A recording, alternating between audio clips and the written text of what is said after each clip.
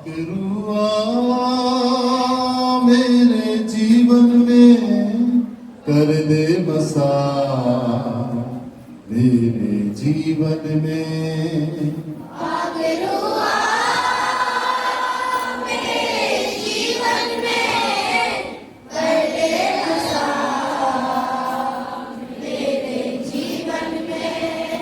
हर दे उमंग मेरे तन मन में तू ही रहे दिल की धड़कन में।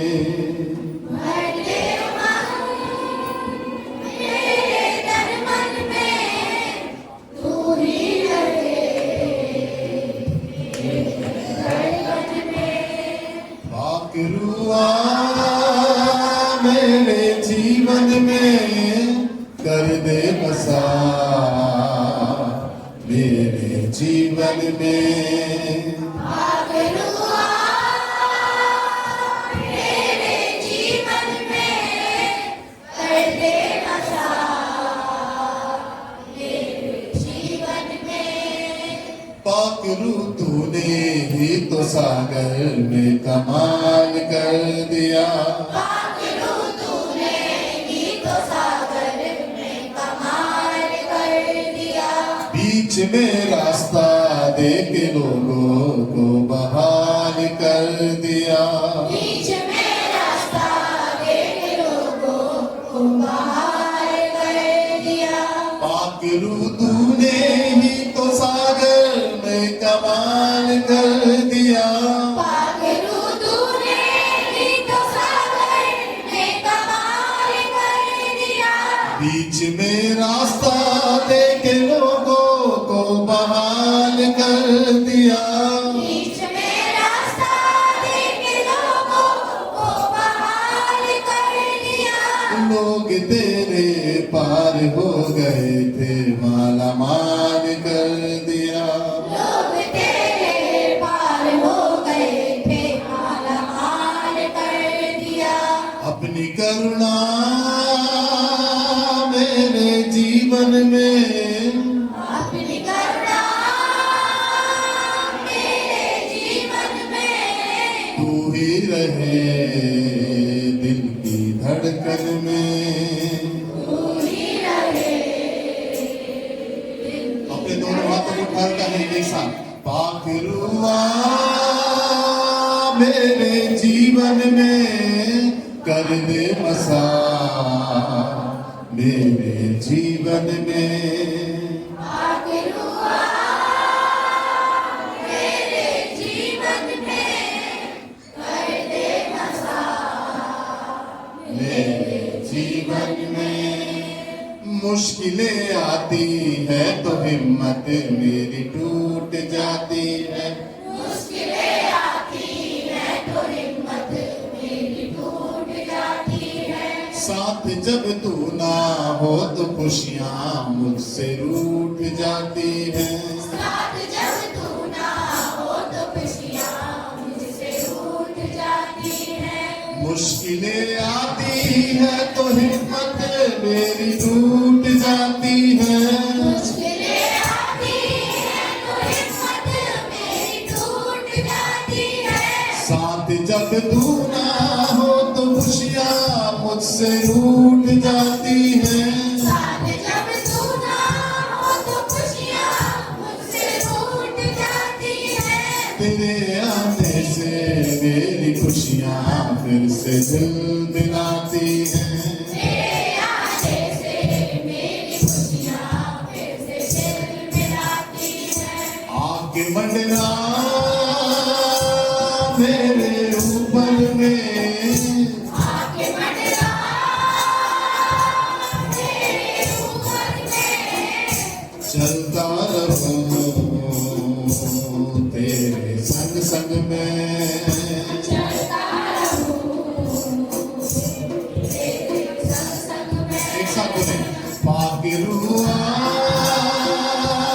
मेरे जीवन में कर दे बसा मेरे जीवन में। पाकरुआ मेरे जीवन में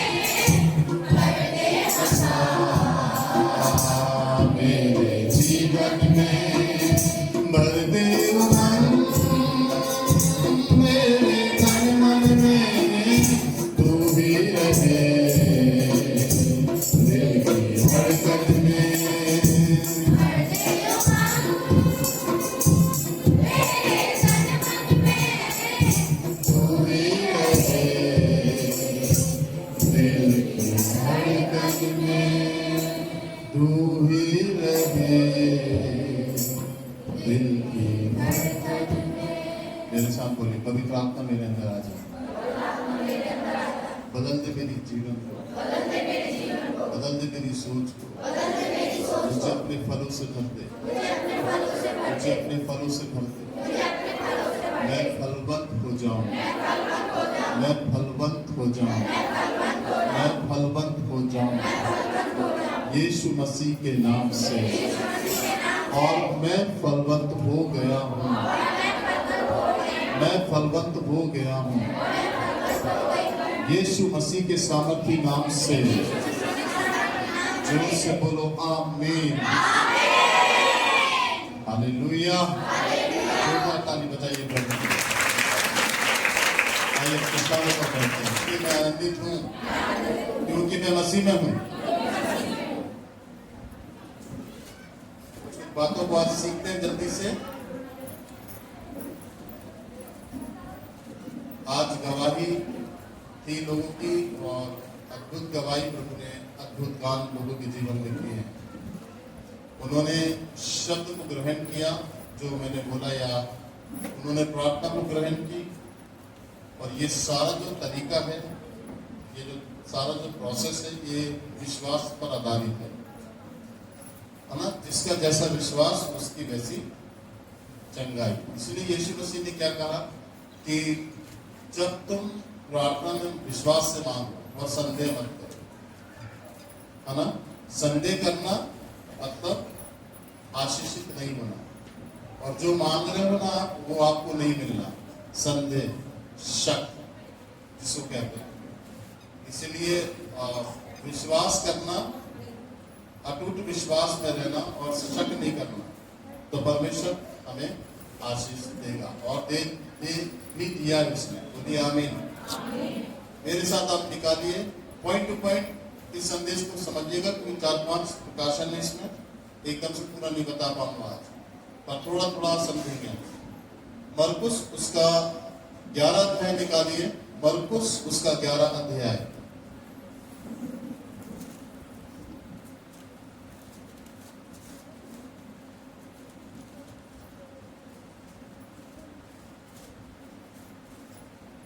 मरकुस उसका 11 अध्याय और उसकी 20 आयत को देखेंगे हम। मरकुस 11 उसकी 20 आयत।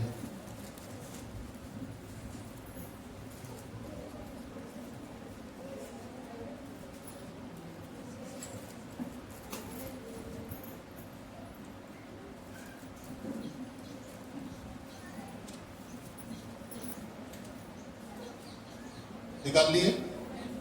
सुनो। फिर भोर को जब वह उधर से जाते थे तो उन्होंने उस अंजीर के पेड़ को जड़ तक सूखा हुआ देखा। पतरस को वह बात स्मरण आई और उसने उससे कहा, हे रब्बी, देख, ये अंजीर का पेड़ जिसे तूने श्राप दिया था सूख गया है। यीशु ने उसको उत्तर दिया, परमेश्वर पर विश्वास रखो। मैं तुमसे सच कहता हूं, जो कोई इस पहाड़ से कहे तू उखड़ जा और समुद्र में जा पड़, और अपने मन में संदेह ना करे, वरन प्रतीति करे कि जो कहता हूं वे हो जाएगा, तो उसके लिए वही होगा। बोलिए आमीन।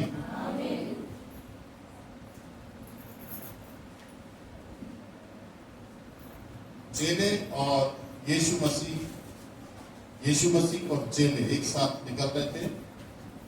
वो स्थान पड़ा जहां पर यीशु मसीह को भूख लगी थी और वो अंजीर के पेड़ के पास जाकर के अंजीर खाने की तैयारी में की। अंजीर के पेड़ से कुछ फल मिले। बाइबल में ऐसा लिखा है कि पत्तों के अलावा और कुछ भी उस अंजीर के वृक्ष में नहीं था।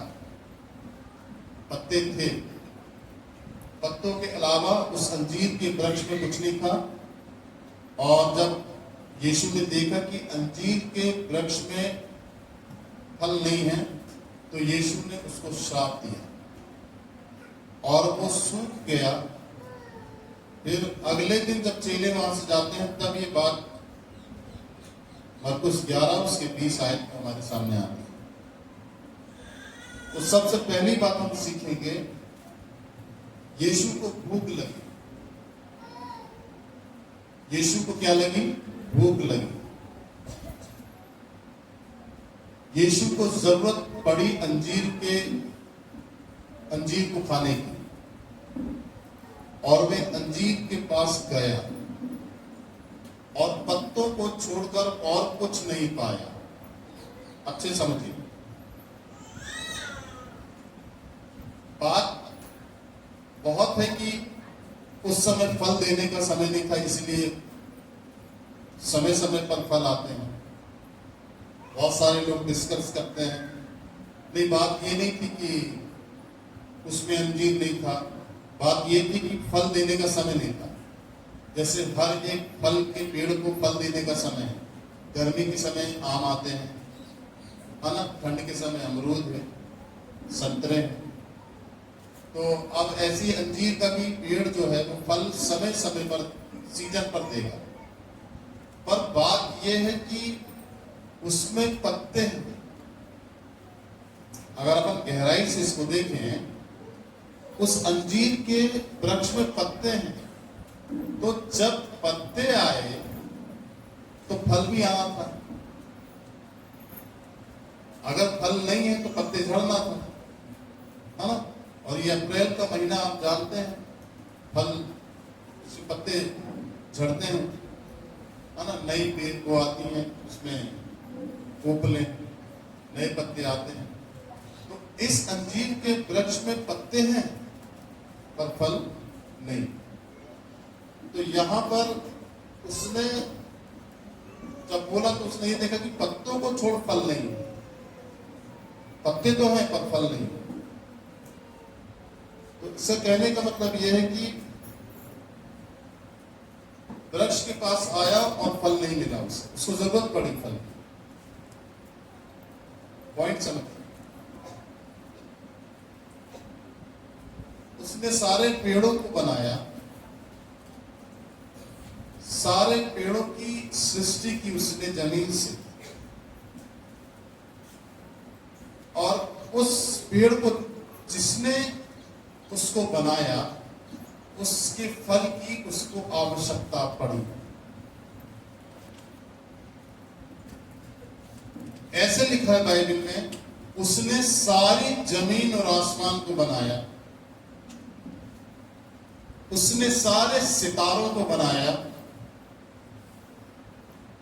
पर उसको सर रखने की जगह नहीं मिली। उसको जरूरत थी कि वो सर धरे। उसने शून्य से लेकर हर चीज पृथ्वी के ऊपर बनाई, फिर भी उसको प्रचार करने के लिए नाव उधार पर लेनी पड़ी। उसने सारे जानवरों को बनाया, सारे जानवरों की उसने सृष्टि की, फिर भी उसे गधा जिस पे वो बैठ कर जाएगा उसको उधार लेना पड़ा। जिसने जमीन को बनाया, जिसने जमीन की सृष्टि की, फिर भी उसको अपनी कब्र उधार पर लेनी पड़ी। ऐसी क्या बात हो गई? इसकी मीनिंग समझेंगे हम, ये हमारे लिए। ऐसी क्या बात हो गई थी?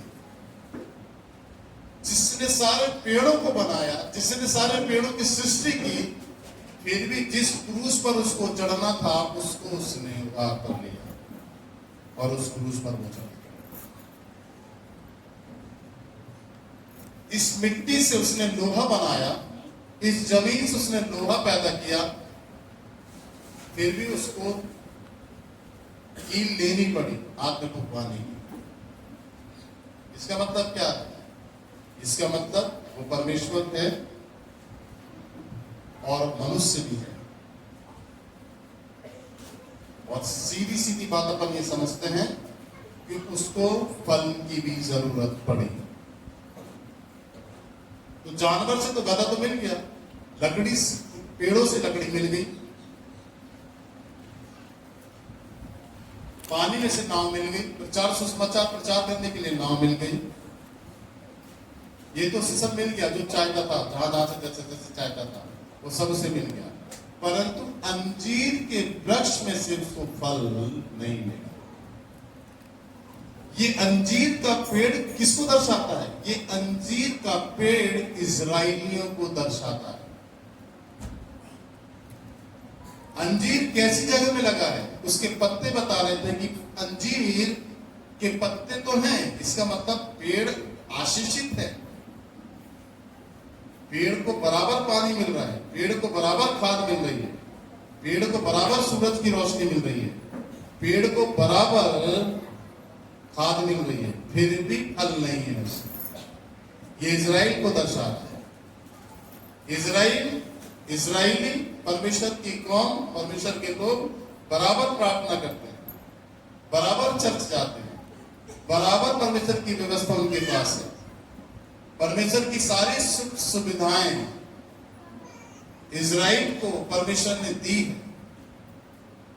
एक अच्छा भवन दिया है, मूसा की अच्छी व्यवस्थाएं दी हैं, हर 7वें दिन को पवित्र मानने के लिए उसने दिन ठहराया, और उन 7वें दिन पर उनको जाकर परमेश्वर की नबूवत करनी है। ये सारी व्यवस्थाएं परमेश्वर ने उनके लिए ठहराई। ये सारी आत्मिक शारीरिक सुविधाओं के लिए परमेश्वर ने ठहराई। ऐसे ही इस अंजीर के पेड़ के लिए सारी सुख सुविधा है, सूरज की रोशनी बराबर, जमीन की मिट्टी पानी बराबर, खाद बराबर, हवा बराबर मिल रही है पेड़, फिर भी फल नहीं। फिर भी इजराइली सब कुछ जानते तो हैं, सारी सुख सुविधाओं से भरे हुए हैं, फिर भी उनके जीवन में आत्मिक फल नहीं है। आप समझ गए? ये अंजीर का पेड़ इजराइल है, ये अंजीर का पेड़ उसके लोग हैं, ये अंजीर का पेड़ उसकी कलीसिया है, जिसको वो फलवंत होता हुआ देखना चाहता है। बोलिए आमीन, बोलिए हालेलुया। फल क्या है? फल क्या है? फल एक अच्छी प्रार्थना। फल क्या है? एक अच्छा वचन का मनन, अच्छे वचन का ज्ञान, नॉलेज। फल क्या है? एक अच्छी आराधना करने वाले व्यक्ति हो आप, गाने आपको आने चाहिए, सब वचन आपको आना चाहिए, सुनना भी, सुनाना भी, समझना भी, समझाना भी, ये तरीके आपको आने चाहिए। प्रार्थना करवाना भी और प्रार्थना करना भी, आराधना कराना भी और करना भी, ये दोनों चीजें, ये सब फल हैं। और फिर लास्ट जो फल है वो है पवित्र आत्मा का अभिषेक, जिससे आपको भरना है। ये लास्ट फल। इजराइलियों के अंदर यही कमी थी बस, कि वे आध्यात्मिक रीति से फलवंत नहीं थे, सारा दिखावा था। कैसी कब्र है ये? चूना पोती हुई कब्र है। बाहर से तो ये खूबसूरत दिख रही है, परंतु अंदर से क्या दिख रही है? जोर से बोलो। तो बाइबल में लिखा है अंदर से सड़ान है, उसकी बदबू है। तो ऐसे तो शास्त्री फरीसी सदूकी रहे, इजरायली कौम रहे, बाहर से तो बहुत अच्छे थे, परंतु अंदर से वो अशुद्ध थे, गंदे थे, बुरे थे, फल रहित थे, फलवंत नहीं थे। पर अब यीशु पास में आया, उनके अंजीर के पास आया, और वो बोला कि फल भूना और फल नहीं मिला। देखो, उसको गधे की जरूरत पड़ी तो गधा मिल गया जानवर। देखो, पेड़ से उसको लकड़ी मिल गई कि नहीं मिल गई? उसको लकड़ी चाहिए थी, लकड़ी मिल गई क्रूज पर चढ़ने के लिए। गधे से, जानवरों से गधा उसको मिल गया कि नहीं? बोलिए। सुसमाचार प्रचार करने के लिए उसको नाव मिल गई कि नहीं मिल गई? कब्र में जाने के लिए, कब्र में जब जाएगा वो तीसरे दिन मृतकों में से जिंदा होगा, तो उसको कब्र भी मिल गई। इस जमीन ने कब्र भी दे दिया। पर इजरायली जो मेन है, जो लोग उसके मेन हैं, उनके पास महत्वपूर्ण चीज लेने आया तो वो चीज उसको मिली नहीं। बाकी सृष्टि ने उसको सब कुछ दिया। आप समझ लें। तो यहां पर क्या है कि उसको जरूरत पड़ी और वो उसके पास आया। ऐसे ही उसको हमारे पास किसी भी चीज की जरूरत होगी जो उसको हमसे चाहिए रहेगा, वो हमारे पास होना चाहिए। और अगर हमारे पास नहीं है तो क्या किया था अंजीर के पेड़ के सामने से? उसको श्राप दे दिया। तो इजरायली कौम जो कौम थी परमेश्वर की, वो फल रहित थी, फलवंत नहीं थी, फल से भरी नहीं थी। धार्मिकता सब प्रकार की थी, व्यवस्था, अच्छा विश्वास, परंतु फल नहीं था। अच्छे जानकार थे परंतु फल नहीं। हम बराबर चर्च आ रहे हैं, अच्छी संगति, परमेश्वर ने अच्छी सुख सुविधा दी है। देखो चर्च के अंदर पंखे दिए हैं आपके ऊपर बैठने के लिए, आपको कुर्सी दी है। ये सुविधा किसने दी आपको? परमेश्वर ने दी है। नीचे बैठेंगे थक जाएंगे, पैर दर्द देगा आपका, इसीलिए परमेश्वर ने बोला कुर्सी डालो चर्च में, मेरे लोग आएंगे बैठेंगे। अभी 100 कुर्सियां और आ रही हैं बैठने की लड़की, और अभी 100 कुर्सियां बैठने की लड़की और आ रही है। परमेश्वर ने बोला मेरे लोगों को बैठाने की व्यवस्था करो। परमेश्वर ने सुविधा क्या दी आपको? सुनने के लिए स्पीकर दिए, पानी पीने के लिए ठंडा वाटर कूलर दिया, ठीक, पीछे से हवा सामने से हवा बराबर दी, सफोकेशन ना हो, ये सारी परमेश्वर की व्यवस्था। फिर चर्च छूटने के बाद आप कॉफी पिए, ये परमेश्वर की व्यवस्था। ये सब क्यों कर रहा है परमेश्वर? सफाई में बैठे हो आप, कुर्सी 2-2 3-3 बार साफ होती है जिस पर आप बैठे हो, बराबर हवा मिल रही है आपको, आराम से बैठे हो, कोई दिक्कत नहीं है। आप समझो इसके इस गहराई को आपको समझना है। आप आराम से बैठे हो, सारी सुख सुविधा जैसी उससे बन रही वो आपके लिए कर रहा है, वो करेगा, बढ़कर करेगा। आने वाले समय में जब जमीन मिल जाएगी तो बहुत बड़ा चर्च होगा, हर जगह कूलर लगे होंगे। हाथ उठाकर बोलिए आमीन। और लोग कूलर भी लगवाएगा वो, जैसे 20-20 लोग को एक बार बड़े बड़े कूलर की हवा मिले। ग्राउंड बड़ा होगा तो कूलर लगेंगे जगह जगह, दरिया बिछेंगी। बोलिए आमीन। तो ये सारी सुख सुविधा देगा वो, ये सारी सुख सुविधा। फिर कॉफी पिएंगे आप, कॉफी पीने के बाद फिर आप लेहन प्रेयर कराएंगे, तेल मिलेगा आपको, प्रार्थनाओं की चंगे होंगे, आप छुटकारा, बीमारी भी निकालेगा वो आपके अंदर से, निकाला भी है, निकाल भी रहा है, गांठे निकाल रहा है, रसौली गिरा रहा है, गिरा रहा है कि नहीं? ये सारी सुख सुविधा वो आपको दे रहा है। इसके पीछे उसका मकसद क्या है मालूम है आपको? इसके पीछे उसका मकसद क्या है?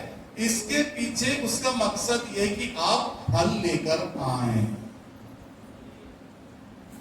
नहीं समझ में आई बात? इसके सब कुछ, सब ऐश्वर्य दिया उसने, सुख सुविधा दिया आपको, सुसमाचार सुनने की। धूप में बैठ के तो सुन नहीं रहे आप सुसमाचार, पंखी की हवा में सुन रहे हैं, क्लियर आवाज आपके कानों में आ रही है कि नहीं आ रही है? बोलिए हालेलुया। इसके पीछे बस सिर्फ एक ही मकसद है उसका कि आप फल लेकर आए। कभी भी वो आपके पास आएगा, कभी भी आ सकता है वो आपके पास, कभी भी। उसने अंजीर के पेड़ को बताया नहीं कि मैं आने वाला हूं, अचानक वो अंजीर के पेड़ के पास आ गया और ढूंढने लगा तो पत्ते के सिवा कुछ नहीं मिला। तो कभी भी वो आपके पास आ जाएगा।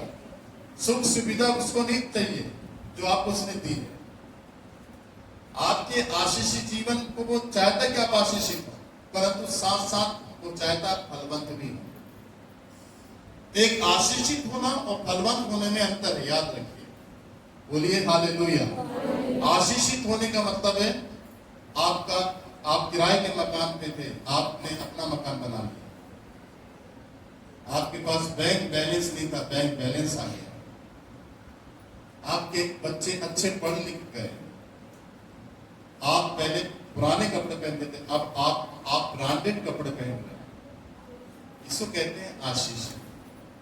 फल अलग है। फल शब्द मतलब आध्यात्मिकता से जुड़ा हुआ परमेश्वर का वे वरदान जो पवित्र आत्मा के द्वारा आपके जीवन में आएगा। जब आप चाहेंगे। बोलिए आमीन। सुन रहे हैं कि नहीं सुन रहे? बोलिए हालेलुया। तो आप रेगुलर आप रविवार को आते हैं, अब नहीं भी आए तो जाए कहाँ? तो भी दिक्कत है, बंद करने आना तो भी परेशान। अब आने का निचोड़ पूरा क्लियर होना चाहिए परमेश्वर के साथ कि मैं तेरे भवन में जा रहा हूं तो क्या पाने जा रहा हूं, तेरे भवन में जा रहा हूं तो क्या सीखने जा रहा हूं, तेरे भवन में जा रहा हूं तो क्या लेकर आ रहा हूं, तेरे भवन में जा रहा हूं तो सबसे अच्छी चीज क्या है जो मुझे चाहिए। आप समझ, तो अब इस पे आपको गौर फरमाना है, गौर करना है कि आप उसके भवन में आ रहे हैं। तो क्या चंगाई चंगाई है, फल है, ये भी फल है, छुटकारा फल है, उद्धार फल है, ये तो जरूरी है, परंतु इससे बड़ा फल कि आप उसे संतुष्ट कर दें, वो आपसे प्रसन्न हो जाए, वो आपसे खुश हो जाए, वो आपसे आशीष, वो आपसे खुश हो जाए कि आप तूने मेरे लिए किया। इसके लिए आपको आत्मिक फल लाना पड़ेगा पवित्र आत्मा के द्वारा, और इसके लिए आपको यहां पर इसी बात का प्रयास करना पड़ेगा। बोलिए आमीन, बोलिए हालेलुया, बोलिए प्रेज द लॉर्ड। अब देखिए बाइबल में सारी चीजों को उसने मांगा, उससे मिली, क्योंकि देखिए लिखा है ऐसा कि वो कंगाल हो गया। बैठ जाओ प्लीज, प्लीज बैठ जाओ, डिस्टर्ब मत करो। वे कंगाल हो गया कि धनवान हो जाए, वे कंगाल हो गया कि क्या हो जाए, हम धनवान हो जाए। क्यों धनवान बनाना चाह रहा था कौन? बस एक ही बात थी कि वो हमारे अंदर अपने फलों को देखना चाहता है, आत्मिक फलों को देखना चाहता है, आत्मा के फल को देखना चाहता है। बोलिए जोर से हालेलुया, बोलिए praise the Lord, praise the Lord. देखिए क्या लिखा है आगे,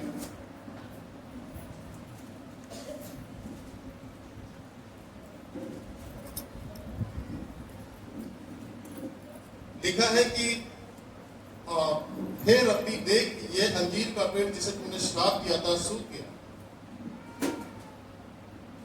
तो यीशु ने श्राप दिया, और आप एक बात अच्छे तरीके से समझ लीजिए, आपको एक बात अच्छे से समझना है कि इजराइली फलवंत नहीं थे, इसलिए उसने उनके चरित्र और जीवन के बारे में बताया कि ऐसा उनका जीवन, और उसके बलिदान में उन्होंने विश्वास नहीं किया, और जब उसके बलिदान में उन्होंने विश्वास नहीं किया तो ये बात उनके लिए मूर्खता ठहरी। और जिन लोगों ने विश्वास किया उनके लिए परमेश्वर की सामर्थ ठहरी। आप क्रूस की कथा जिस पर यीशु मसीह बलिदान हुआ, आप यदि इस पर विश्वास नहीं करते हैं तो ये आपके लिए मूर्खता ठहरेगी।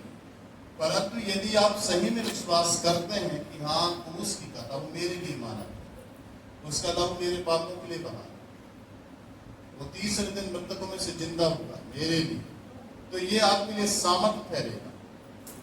बोलिए आमीन।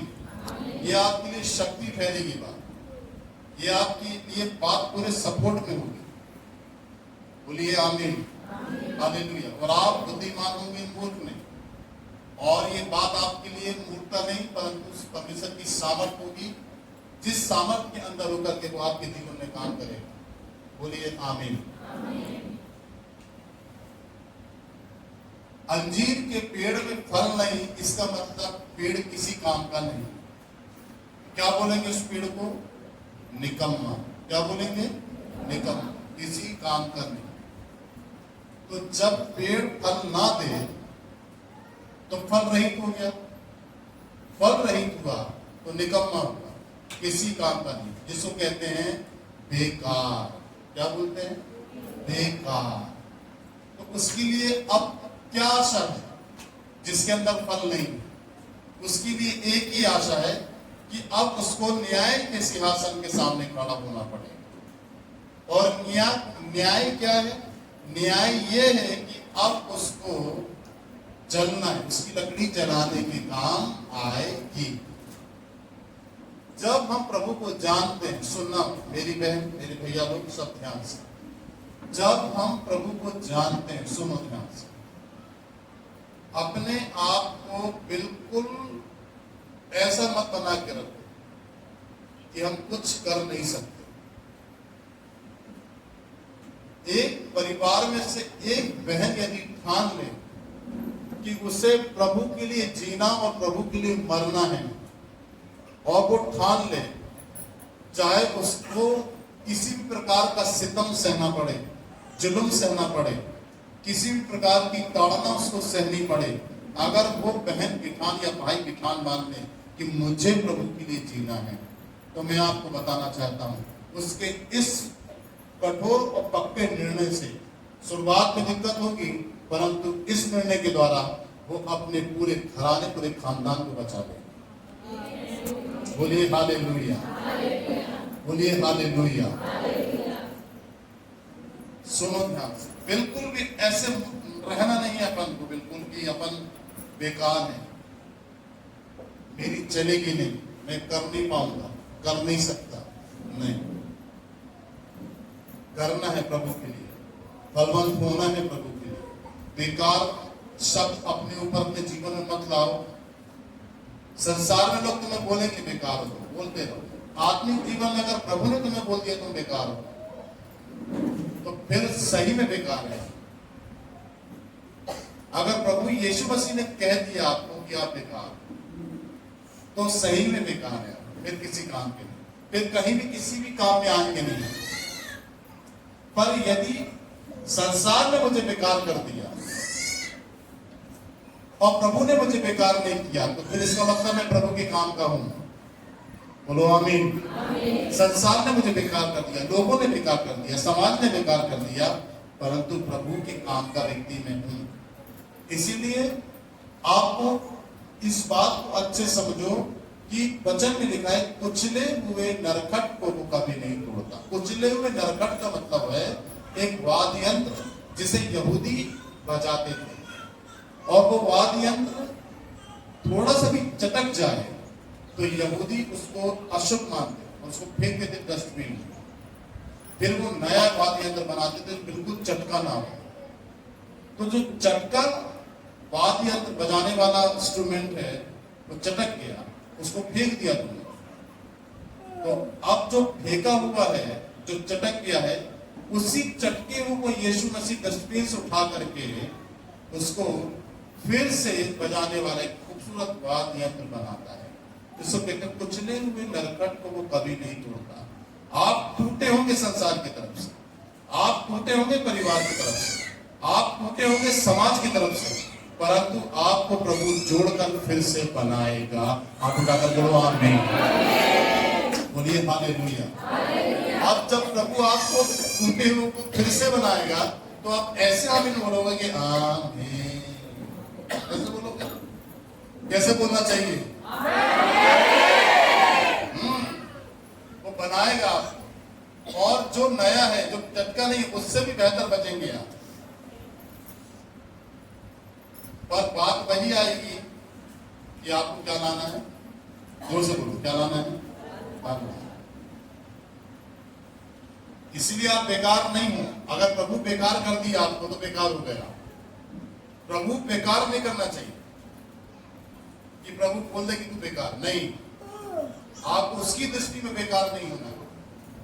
इसीलिए सुनो ध्यान से कि वे लोग, वे कौन, जब प्रभु ने एक राष्ट्र दिया उनको, एक देश दिया उनको, हरी चराइयां दी उनको, एक अच्छा स्थान दिया उनको, मजबूत सामर्थ्य दी उनको, ताकत दी उनको, हर चीज में बुद्धिमान बनाया, तो बस केवल एक ही मकसद था कि वे परमेश्वर के लिए, यीशु मसीह के लिए फल लाए।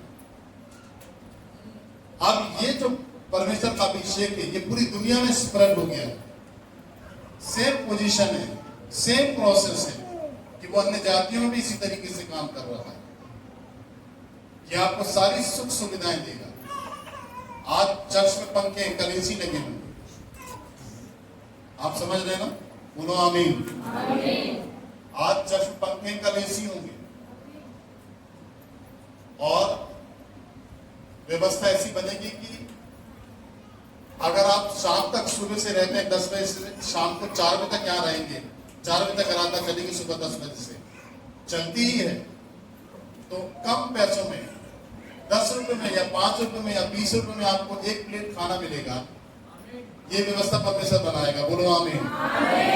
आने वाले दिनों में खाना भी मिलेगा पर संडे, पर वो पैसे से मिलेगा, ज्यादा नहीं, 10 रुपए 20 रुपए 15 रुपए प्लेट खाना भी मिलेगा, जिससे आपको सारी सुविधा मिले।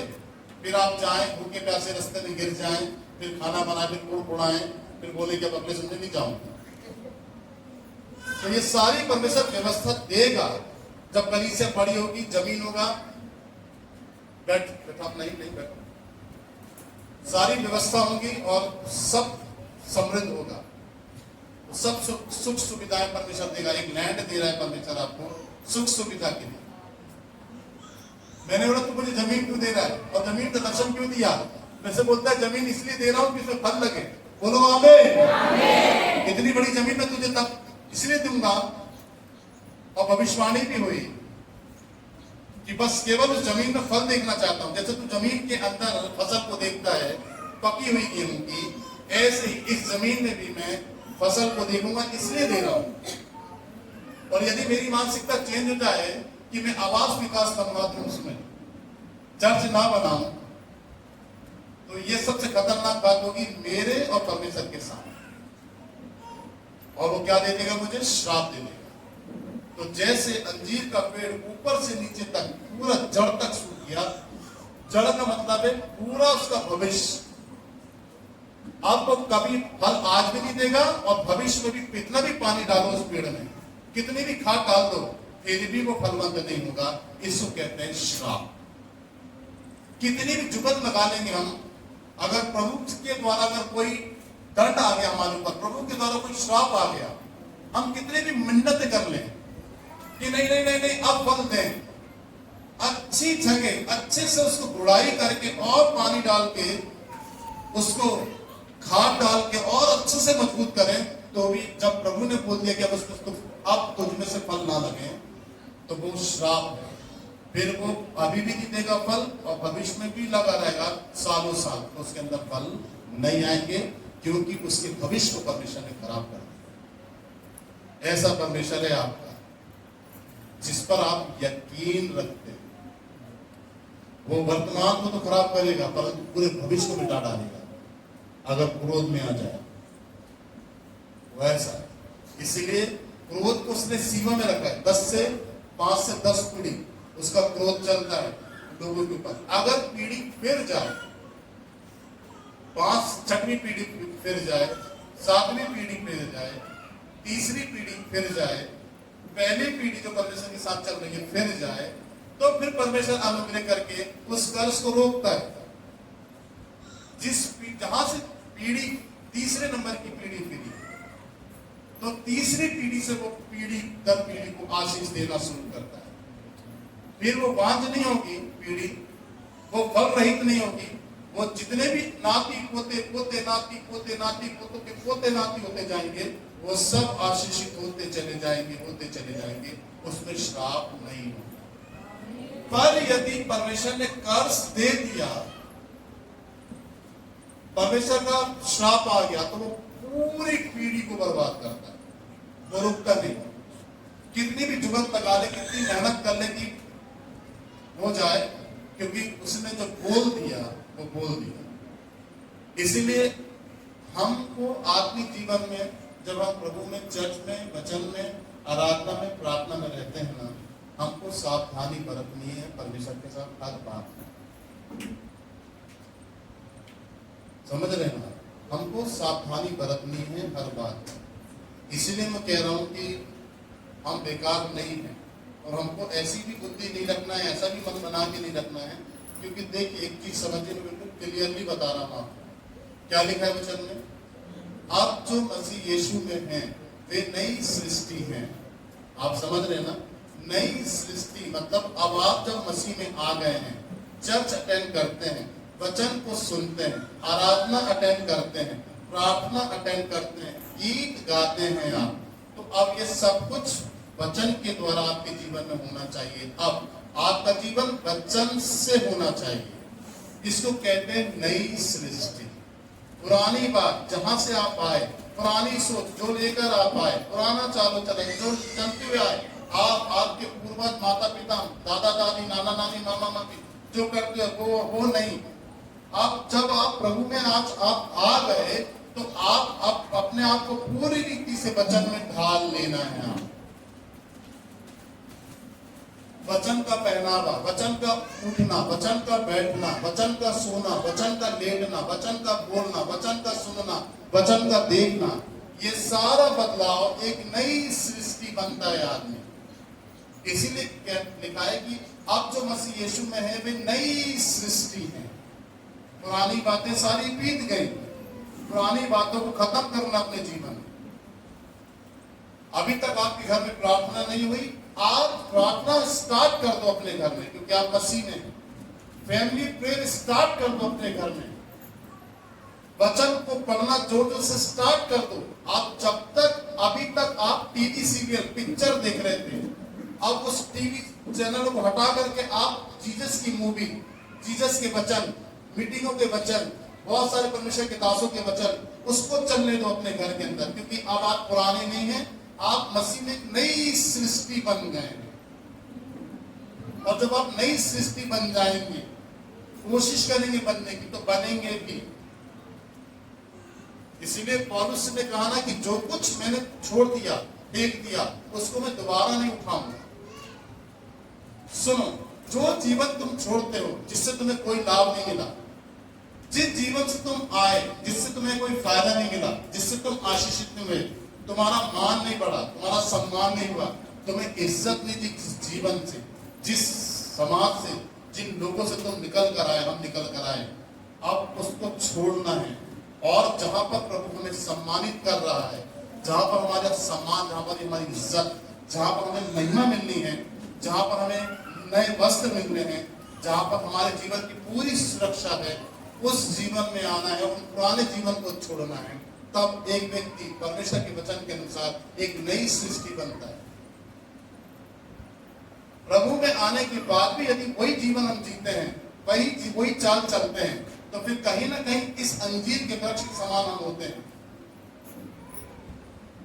प्रभु में है तो, परंतु कोई नई बात हमारे अंदर है नहीं। प्रभु में है तो, परंतु हमारे अंदर कोई नया वचन नहीं है। प्रभु के अंदर हम हैं तो, परंतु कोई नई सोच हमारे अंदर नहीं है। प्रभु के अंदर प्रभु में हम हैं तो, परंतु कोई अच्छा वचन से तालो चलन हमारे अंदर निर्माण नहीं हुआ। प्रभु में है तो, परंतु विश्वास की बढ़ोतरी हमारे अंदर नहीं हुई। विश्वास आज से 3 साल पहले जो था, आज भी वही विश्वास है, वही रफ्तार है विश्वास की, आज भी वही है। फिर क्या बनते हैं हम? वही अंजीर के वृक्ष के समान, जो हरा भरा तो है, परंतु उसके अंदर फल नहीं। सब कुछ मिल गया प्रभु में आने के बाद, सब कुछ मिल गया, मैं आशीषित हो गया, मेरा घराना आशीषित हो गया, मेरा खानदान आशीषित हो गया, मेरा जीवन आशीषित हो गया, सब कुछ वेल सेटलमेंट हो गया मेरी लाइफ का। परंतु मैं सबसे महत्वपूर्ण बात कि मैं परमेश्वर के फलों से भरा नहीं, परमेश्वर के आत्मिक फलों के, पवित्र आत्मा के द्वारा जो मुझे मिलता है, उससे मैं भरा नहीं। तो इसका नहीं भरने का कारण ये कि कहीं ना कहीं मेरी सोच उसी जीवन में अटकी है, कहीं ना कहीं मेरी सोच उसी रिदम पे चल रही है जहां से मैं आया हूं, जहां से मैं आई हूं।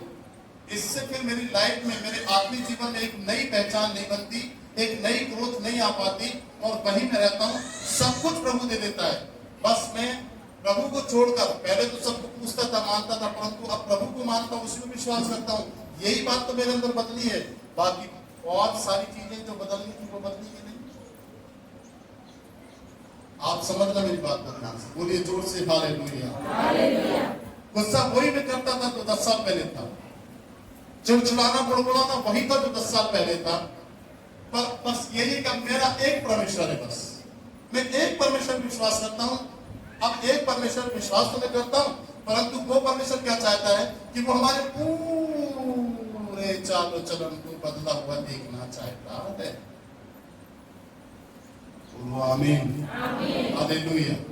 और बदलने के साथ साथ वो फलवंत हमें देखना चाहता है। इसीलिए उसने क्या कहा कि मेरे पिता की महिमा इसी से होती कि तुम बहुत सा फल लेकर आओ, तभी तुम मेरे चेले ठहरो। इसका मतलब आप फल नहीं लाएंगे तो चेले नहीं हैं। चेले से कम कैटेगरी है विश्वासियों की।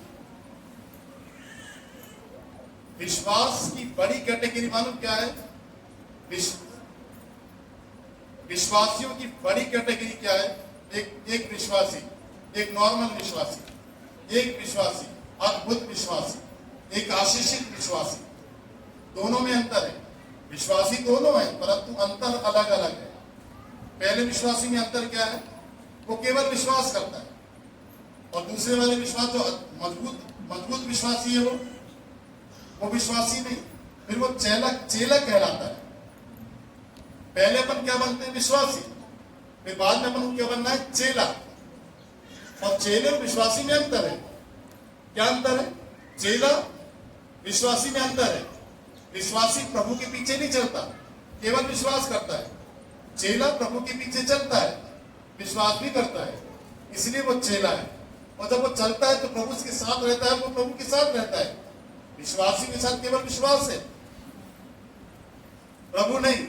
चेलों के साथ परमेश्वर है, विश्वास है, चिन्ह चमत्कार है, बड़े बड़े अजूबे हैं, बड़े बड़े कारनामे परमेश्वर के, उनके साथ जो परमेश्वर के साथ चलते हैं। अब बात यह कि अब स्मरण करो, थोड़ा सा सोचो एक मिनट के लिए कि क्या बने, चेले बने कि विश्वासी बने कि चेले बने। एक मिनट के लिए मनन करें कि क्या सही बात है, फलवंत होना है कि नहीं होना मेरे जीवन। बोलिए हालेलुया, बोलिए हालेलुया, बोलिए हालेलुया। समझ गए कि नहीं समझ गए? इसीलिए उसने उसको श्राप दिया। ये एक पहला प्रकाशन है, इसमें कई प्रकाशन है। अगले संडे अलग प्रकाशन बताऊंगा आगे। उसने कहा कि जो कुछ तुम प्रतिज्ञा करो, जो कुछ तुम मांगो वो विश्वास कर लो कि तुम्हें मिलेगा, वो तुम्हारे लिए होगा। और उसने बोला कि इस पहाड़ से कहो कि समुद्र में चला जाए और ये तुम्हारे लिए हो जाएगा। अब सुनो, आप जब प्रार्थना करेंगे, जैसे यीशु ने कहा कि तू सूख जा, अब से तुझ में फल ना लगे, और वो सूखने लगा, सूख गया। उसने कह दिया, बोलिए मेरे पीछे, उसने कह दिया, बोलिए उसने कह दिया। क्या कहा मालूम? उसने अब से तुझ में फल ना लगे। बोलिए हालेलुया। मैं जो कह रहा हूं उसको ध्यान समझना है। अगर नहीं समझे ना, पूरा आत्मिक जीवन का सिस्टम फेल हो जाएगा। फिर तुम बोलोगे हम क्या करें भैया, फिर तुम रोगे, तुम चिल्ला चिल्ला के रोगे, भैया चंगाई नहीं मिल रही, भैया आशीष नहीं हो पा रहा हूं, भैया छुटकारा नहीं मिल पा रहा है, भैया ये हो गया, भैया वो हो गया, भैया ये हो गया, भैया वो हो गया। अब भैया क्या करे? भैया अब ये समय काम कर रहा है। इसी समय को तुम महत्वपूर्ण समझो, लेकिन पेड़ को नहीं। वो महत्वपूर्ण नहीं है, महत्वपूर्ण ये है जो मैं बोल रहा हूं, इसको आपको सुनना है। क्योंकि वचन में लिखा है विश्वास सुनने से और सुनना मसीह के वचन से होता है। बोलिए आमीन। इसी को ध्यान सुनना है। बैठे बैठे डिलीवरेंस, बैठे बैठे चंगाई, हील हो जाओगे आप बैठे बैठे, अगर आपने समझ गए और जो मैं कह रहा हूं उसको सुन लिए, समझ गए और मनन करें, उसमें चलने लगे, लाइफ चेंज हो जाएगी। आप सेम लाइफ नहीं होगी, लाइफ चेंज। आमीन, हालेलुया। क्योंकि बोलने में सामर्थ्य है। देखिए उसने कह दिया, उसने पेड़ को पकड़ के उखाड़ा नहीं, उसने ये नहीं बोला पानी देना बंद करो बस, उसने ये नहीं बोला वहां पर लोगों जहां पर मस्जिद का पेड़ लगाए इसको पानी देना बंद करो, इस पे खाद डालना बंद करो, नहीं। उसने कहा कि अब से तुझमें फल ना लगे, और उसी घड़ी सूख गया। समझ रहे ना आप? तो अब वो क्या कहता है कि तुम इस पहाड़ से कहो। पहाड़ क्या है? पहाड़ बीमारी, पहाड़ क्या है? दुष्ट आत्माएं, पहाड़ क्या है? जादू टोना, पहाड़ जैसी समस्या है। पहाड़ क्या है? कर्जा, 1 लाख का, 2 लाख का, 5 लाख का, 80,000 का, 40,000 का, 35,000 का, ये पहाड़ है। किसी के पास छोटा पहाड़ है, किसी के पास बड़ा पहाड़ है, किसी के पास छोटी समस्या है, किसी के पास बड़ी समस्या है, पर समस्या है पहाड़ के ऊपर। अब ये टलने वाली नहीं। अब मैं खाऊं की कर्जा चुकाऊं, सुनो, अब मैं खाऊं की कर्जा चुकाऊं। अब जो भी मैं खाती हूं उससे कर्जा नहीं चुकेगा। या तो मैं भूखी रह के कर्जा पटाऊं, तो अब कोई दूसरी इनकम सोर्स नहीं है कि जिससे मेरा कर्जा भी पटे, मैं खा भी लूं। तो अब ये समस्या पहाड़ जैसी समस्या है, ये हटने वाली नहीं। इस समस्या को हटाने के लिए आपको प्रभु यीशु मसीह पर, उसके वचन पर विश्वास करना पड़ेगा और उस वचन को अपने मुंह से बोलना पड़ेगा। बोलिए आमीन, बोलिए हालेलुया। उसको आपको अपने मुंह से बोलना पड़ेगा कि हे बीमारी, मैं तुझे आज्ञा देती हूं यीशु मसीह के नाम से कि मेरे जीवन से चली जा। हे कर्जा जो 80,000 का, 1 लाख का, 5 लाख का कर्जा मेरे ऊपर है, मैं आज्ञा देता हूं यीशु मसीह के नाम से मेरे जीवन से, मेरे परिवार से चला जा कर्जा। कर्जा पट जाए यीशु के नाम से। कर्जे को यीशु मसीह ने क्रूस पर कीलों से ठोक दिया है। बीमारी को यीशु मसीह ने कीलों से ठोक दिया है। दुष्ट आत्माओं को कलवरी क्रूस पर यीशु मसीह ने कीलों से ठोक दिया है।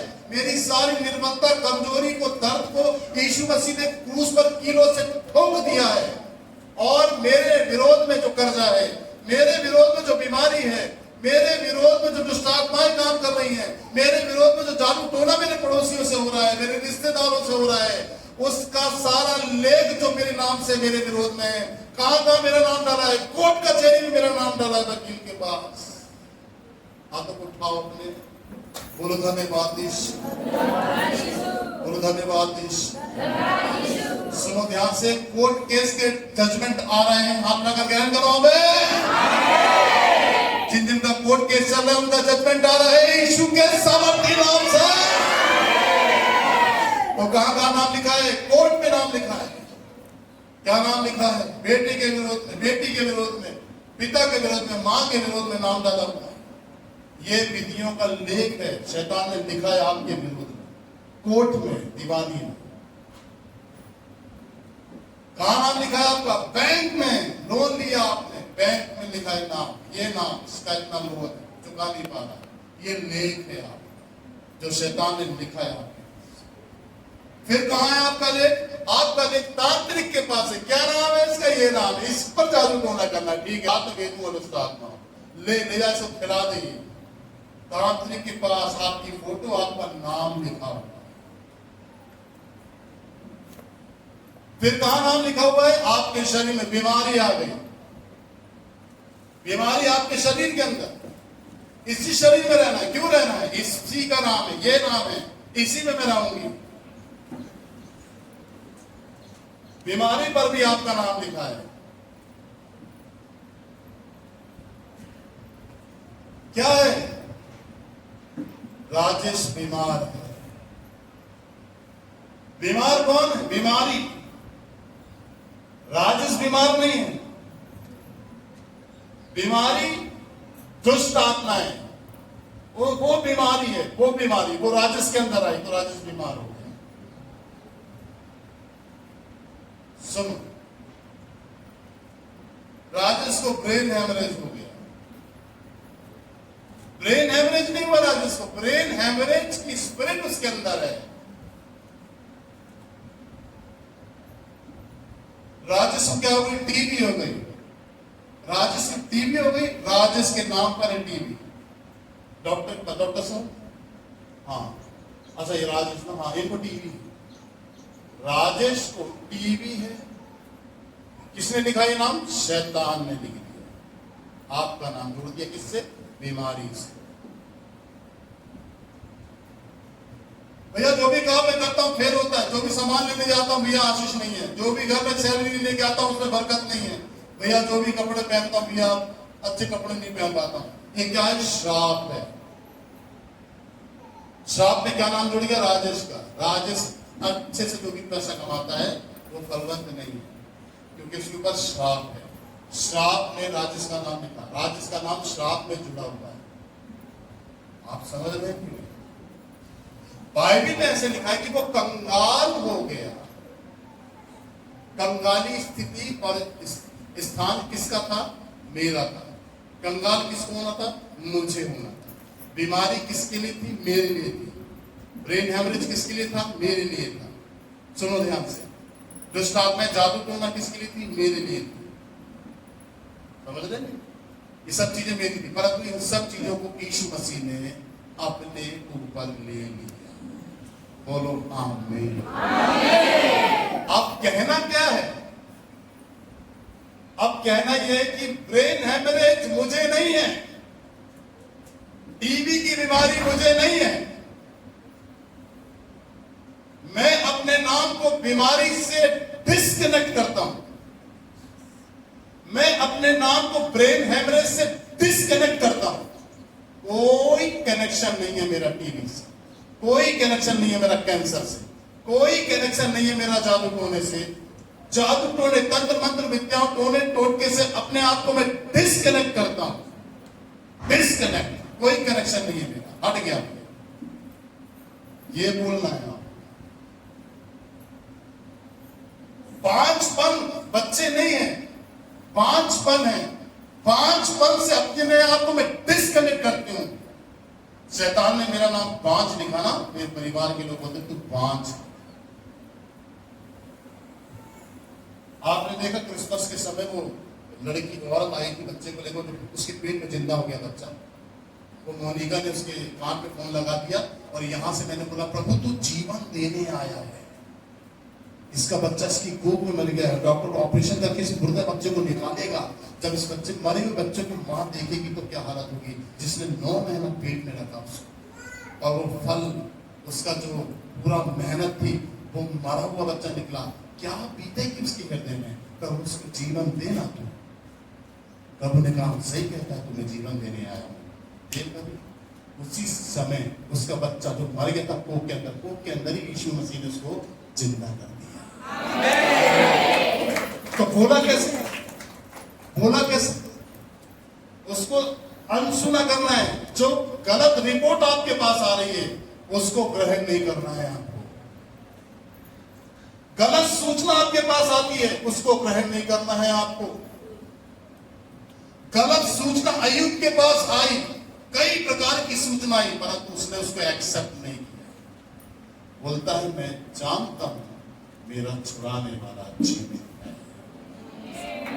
हालेलुया। अंगीकार देखो।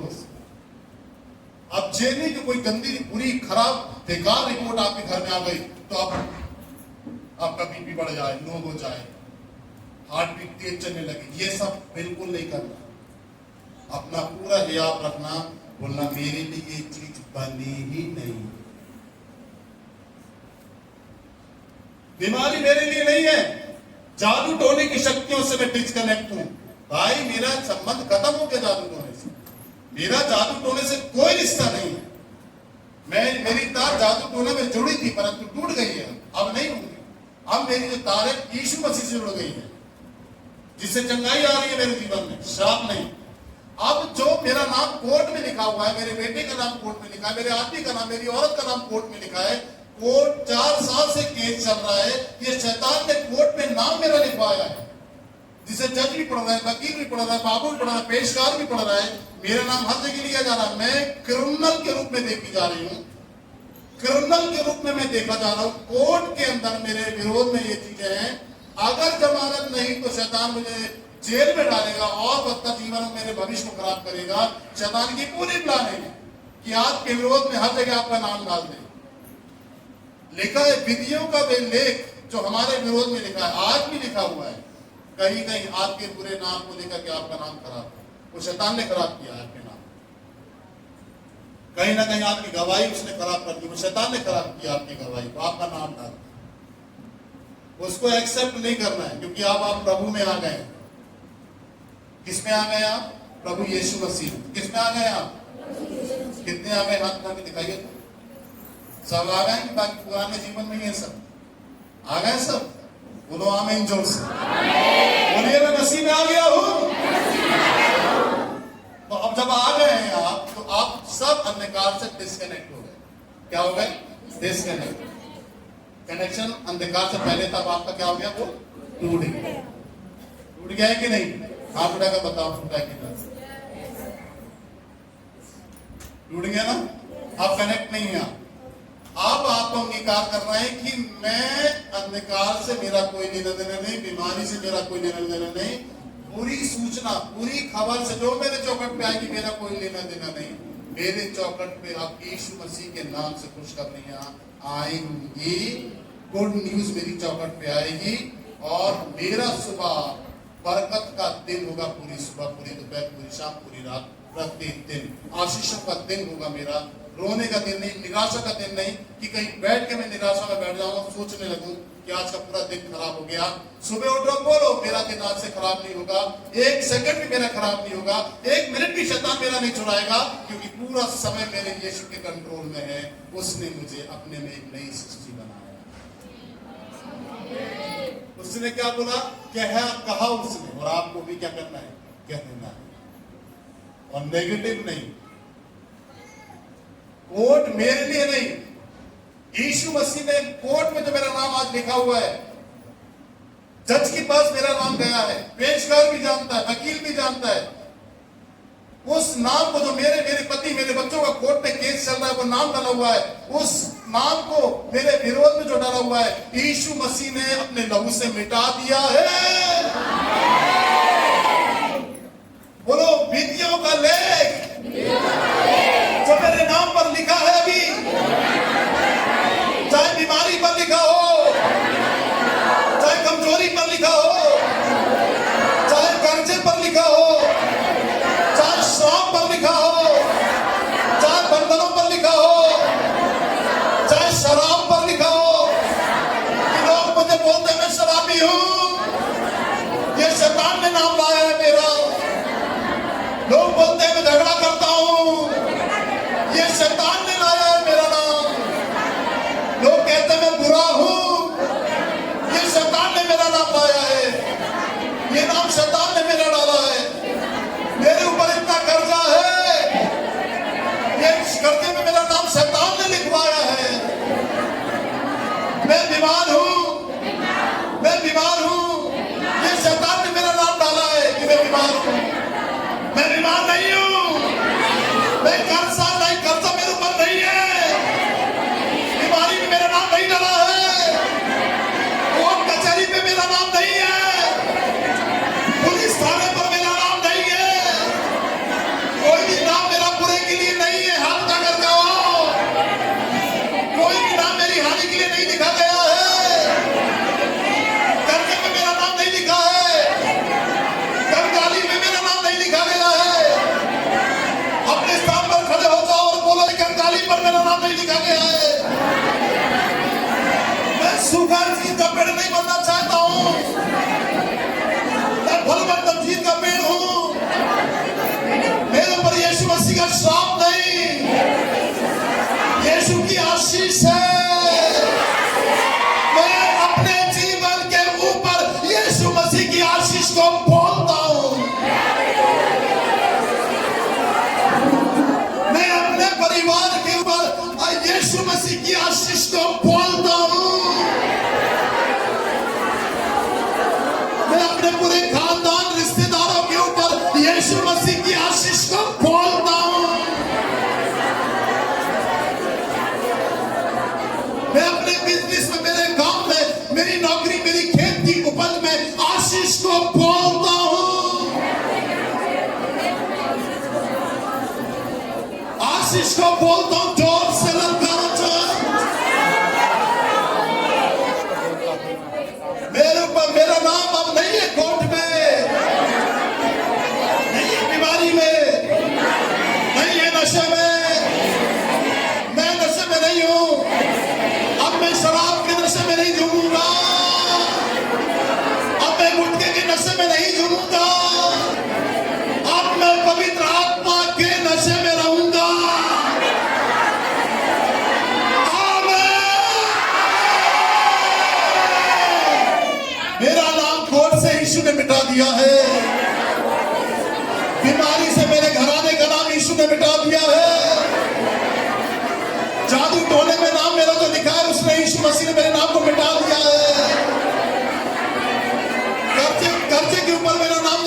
मिट गया है।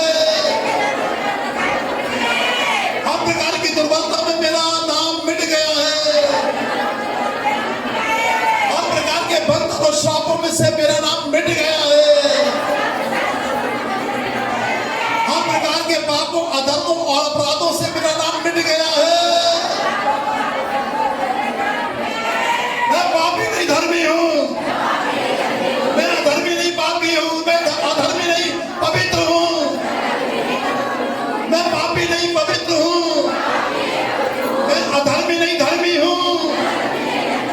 मैं अपराधी नहीं, मैं पवित्र हूं। यीशु ने मेरे अशुद्ध नाम को, बुरे नाम को क्रूस पर कीलों से ठोक दिया है। ठोक दिया है। ठोक दिया है। मेरी सारी बीमारी, मेरा सारा कर्जा, मेरी सारी निराशाएं, मेरे सारे पाप, मेरे सारे शोक, मेरे सारे अपराध, मेरी सारी शर्म को, मेरी सारी लज्जा को यीशु मसीह ने क्रूस पर कीलों से ठोक दिया। हालेलुया। जोरदार ताली बजाओ और आमीन बोले जोर से। और जोर से जितनी ताकत हो आपके हाथ में।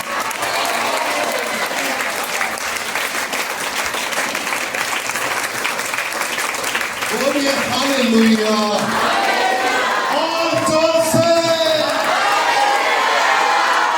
आमीन। आमीन। आमीन। हालेलुया। बोलो अपने सीधे अपने हाथ रखो सब पर। बोले आज से मैं आशीषित हूं। आज से मैं आशीषित हूं। आज से मैं फलवंत हूं। आज से विजय मेरी है। आज का दिन मेरा बरकत का दिन है। मेरी सुबह आशीष की सुबह है। मेरा हर दिन आनंद का दिन है। खुशियों से भरा दिन है। आज से मेरे घर में दुख भरी खबर नहीं आएगी। आज से मेरे घर की चौखट के अंदर खुशखबरियां आएंगी।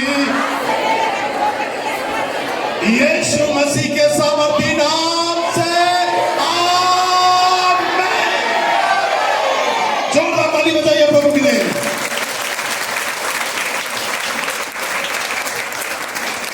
बोलिए हालेलुया। बोलिए प्रेज़ द लॉर्ड।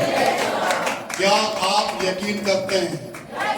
जोर से बोलिए, क्या आप यकीन करते हैं कि आपकी लाइफ अब सेम नहीं होगी? आज से गवाहियां आ रही हैं, कोर्ट केस की गवाहियां आ रही हैं। यीशु लड़ रहा है तुम्हारे मुकदमे को कोर्ट में, और सारों को कीलों से ठोक दिया उसने। आमीन। जोर से आमीन बोलो। जोरदार ताली बजाओ महिमा के लिए।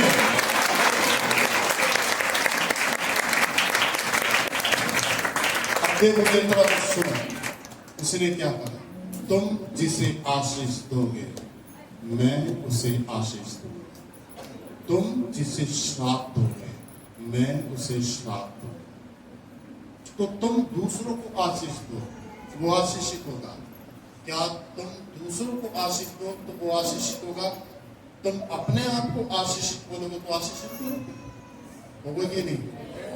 बोलो हाथ उठाकर बोलिए, मैं अपने आप को आशीष देता हूं यीशु मसीह के नाम से।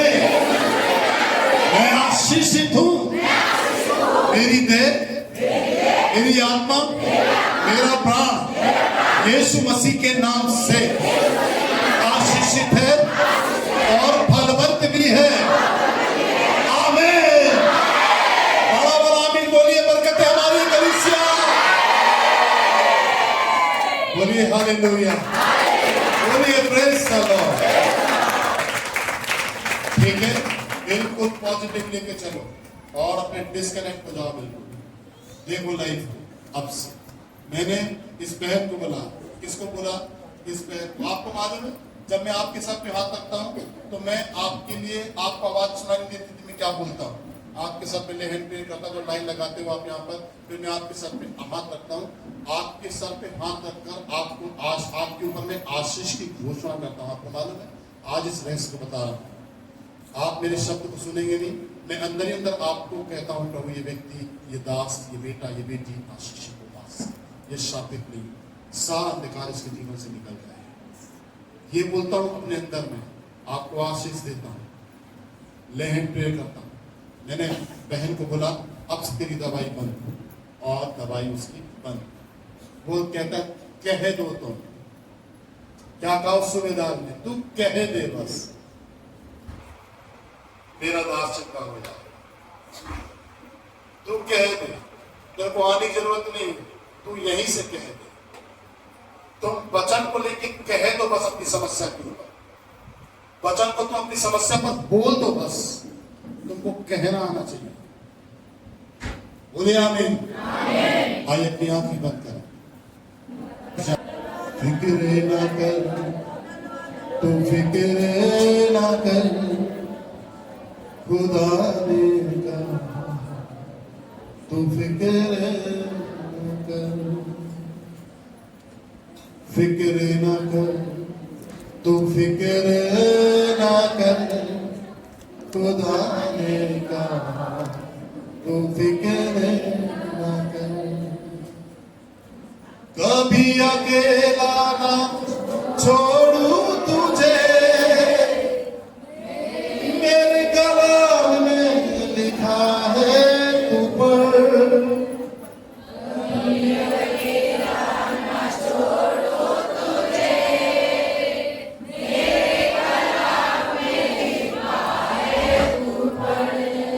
फिक्र ना कर, तू फिक्र ना कर, खुदा ने कहा तू फिक्र ना कर। अपना हाथ सीने के ऊपर रखो।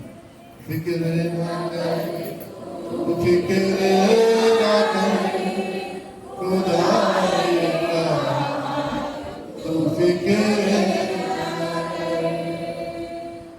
भूला सा बिखरा सा रहता है क्यों, पाप के दरिया में बहता है क्यों।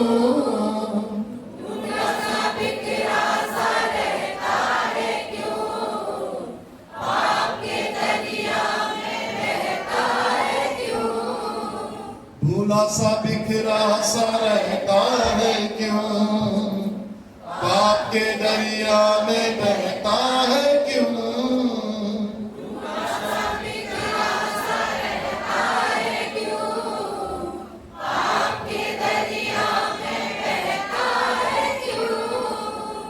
मैं हूँ तेरा समर्थी खुदा, मैं हूँ तेरा समर्थी खुदा, मैं हूँ तेरा समर्थी खुदा, मैं हूँ तेरा समर्थी खुदा। फिक्र ना कर, तू फिक्र ना कर, खुदा ने कहा तू फिक्र ना कर। बोलिए एक साथ। फिक्र ना कर, तू फिक्र ना कर, खुदा ने कहा तू फिक्र ना कर। ये प्रार्थना करें, रघु के भैया सामने आए और प्रार्थना में अगुवाई करें। थैंक यू जीसस, धन्यवाद यीशु। स्तुति प्रशंसा बड़ाई करते हैं आपकी।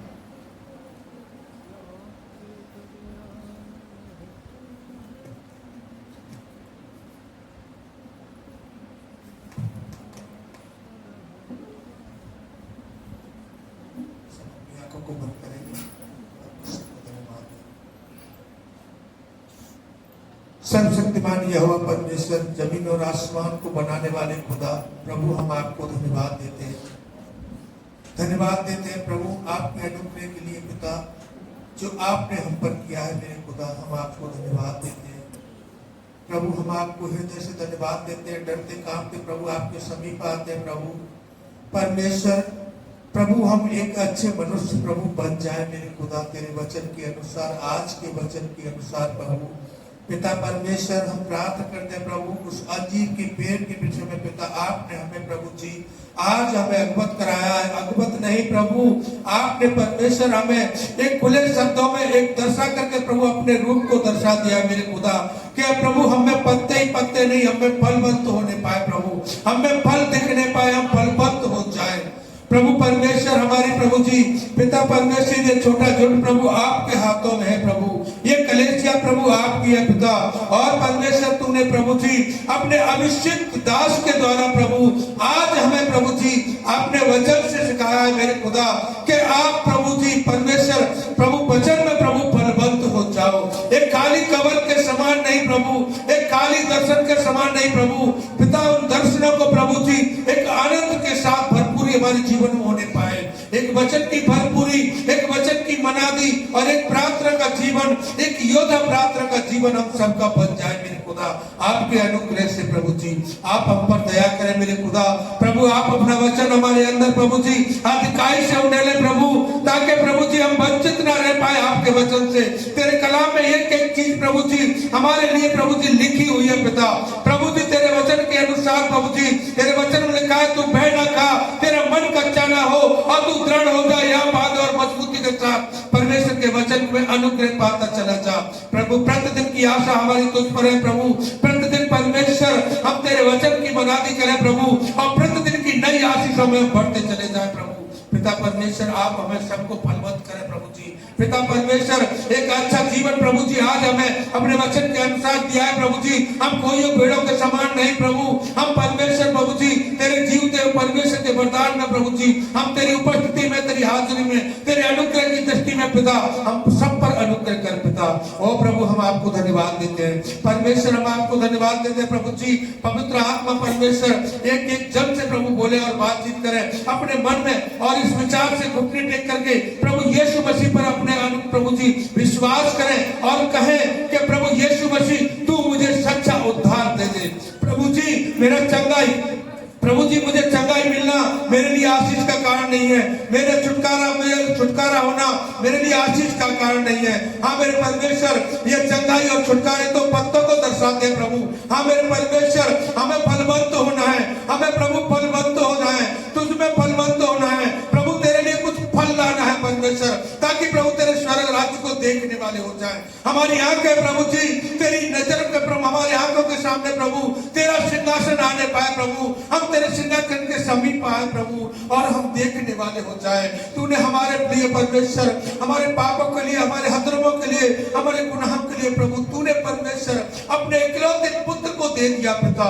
तूने कुछ भी रख नहीं छोड़ा पिता। तूने अपने वचन के अनुसार कहा यूहन्ना 3:16 में प्रभु आपने स्पष्ट किया, परमेश्वर ने जगत से ऐसा प्रेम किया कि उसने अपना इकलौता पुत्र दे दिया, ताकि जो कोई उस पर विश्वास करे और वो नाश ना हो परंतु अनंत जीवन पाए।